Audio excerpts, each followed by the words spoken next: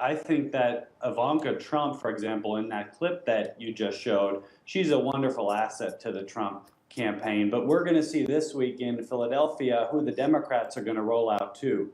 There are 69 million millennials who are eligible to vote in this upcoming election, almost as many millennials as there are baby boomers who can actually vote. And despite that, though, only 46% of eligible millennials voted in the past 2012 election. So campaigns really need to figure out, both Trump and Clinton, and by the way, some of these third-party candidates that are polling pretty well with millennial age folks.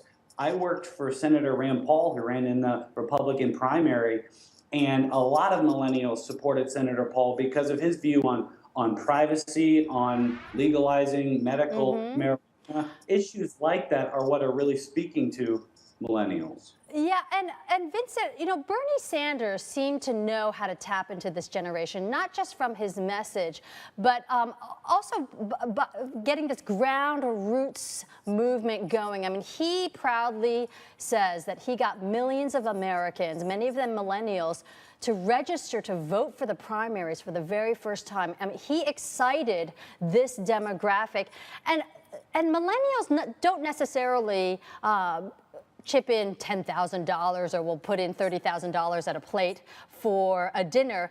These are the folks who are giving $5, $10 online, and that can add up to a huge movement. So what can the Trump campaign and the Clinton campaign borrow from Bernie Sanders' strategy book?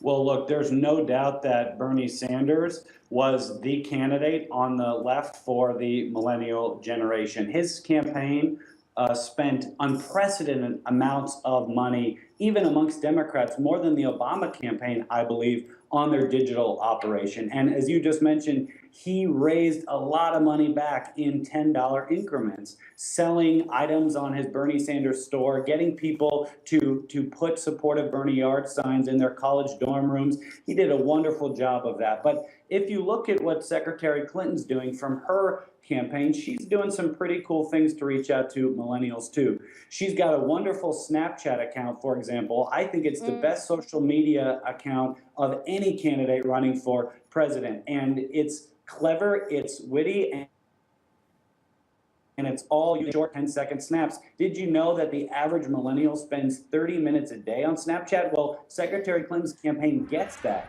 And she's out reaching out to them on Snapchat, and she's spending money on platforms like Snapchat.